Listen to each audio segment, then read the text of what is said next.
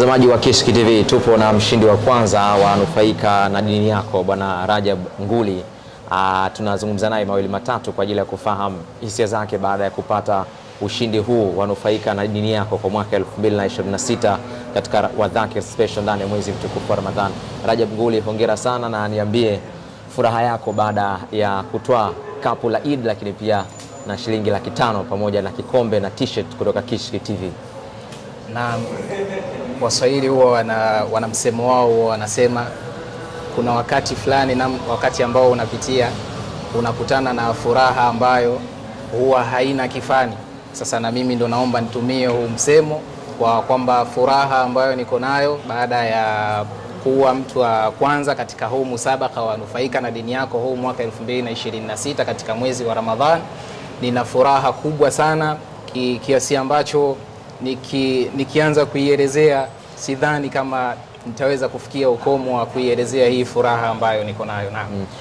Uliamini kwamba unaweza ukaja kupata ushindi tangu ambapo tunaanza Ramadhani wakati unajibu? Naam, niliamini kwa sababu sio mara ya kwanza wala mara ya pili.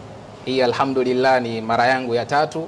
Mara yangu ya kwanza nadhani ilikuwa ni mwaka jana kwenye mwezi mtukufu wa Ramadhani, pia kwenye Nufaika na Dini Yako nilibahatika kuwa mtu wa mshindi wa 4 katika ule mwaka 2025 katika ile Nufaika na Dini Yako ya mwezi Ramadhani, lakini pia nikawa miongoni mwa watu ambao walishika katika nafasi ya kwanza, mimi pamoja na Abubakar Mutisha pale kutoka Morogoro.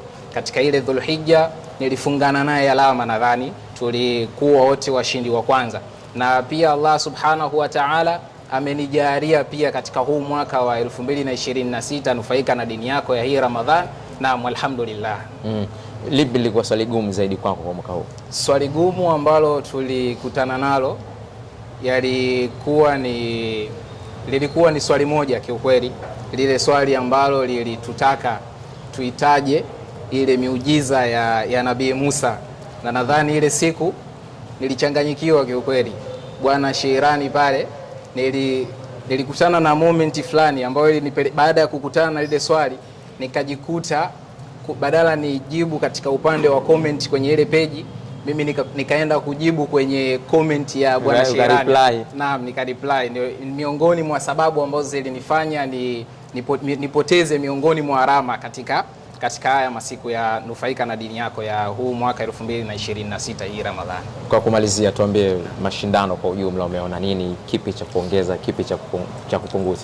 Naam, kwa mashindano namna ambavyo nimekuwa nikiyaona kwa kuanzia ile mwaka jana, baada ya kuanzisha hii program ya kuanza kukusanya point katika tarehe mosi mpaka mwisho wa Ramadhani, nimeona ni mfumo mzuri sana, lakini miongoni mwa maeneo ambayo nimekuwa kama nikitaka nitolee maoni ni katika uchukuaji wa washindi.